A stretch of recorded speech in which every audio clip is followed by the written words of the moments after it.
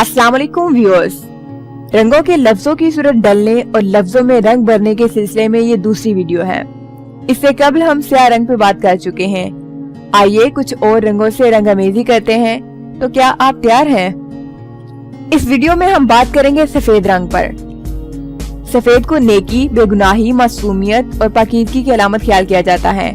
मगरब में दुल्हन के बाइस्मत होने को रवायती सफेद लिबास से जाहिर किया जाता है। हिंदुस्तान में सोग के मौके पर भी सफेद लिबास को तरजीह दी जाती है ताकि मौके की संजीदगी को मलहूज़े खातिर रखा जाए।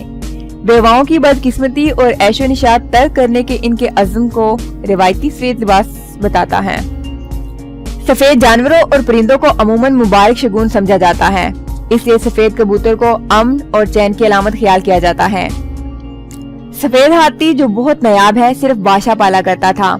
जब बादशाह किसी से नाराज होता तो वो उसे सफेद हाथी देखभाल के लिए दिया करता था और गफलत की सूरत में उस शख्स की तबाही यकीनी थी।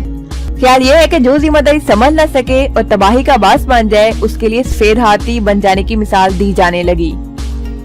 यूरोप में झूठ की दो किस्में मानी जाती थी। धोखा देने और गुनाह को छुपाने या नुकसान पहुँचाने की नीयत से बोले गए झूठ की सजा थी, लेकिन नेकी की तरगीब, इस्लाह और पर्दापोशी के लिए बोला जाने वाला झूठ काबिल मुआफी था और इसे सफेद झूठ कहा जाने लगा। लेकिन उर्दू में सफेद झूठ का मतलब साफ और सरीह झूठ है। जंग में सफेद झंडी लहराने का मतलब ये है कि वो फरीक अब मजीद खून खराबा और जंगो जद्दल नहीं चाहता। अंग्रेजी में मुहावरा show a white feather to का मतलब है बुज़दिली दिखाना और शिकस्त मान लेना। दरअसल जो मुर्ग अपनी दुम के बाल खड़े करके ये जाहिर करता है कि उनमें से एक बाल सफेद है, वो बताना ये चाहता है कि वो असील नहीं और हार मान रहा है। खून सफेद हो जाने का मतलब है कि अब रिश्तों की वो पासदारी नहीं रही, यानी खून का असल रंग सुर्ख है, लेकिन अब खून सुर्ख ना रहा, अपनी असलियत छोड़ गया। हमारी इस वीडियो में हमने बात की सफेद रंग पर। हमारी आइंदा आने वाली वीडियोस में हम मजीद रंगों के बारे में बात करेंगे।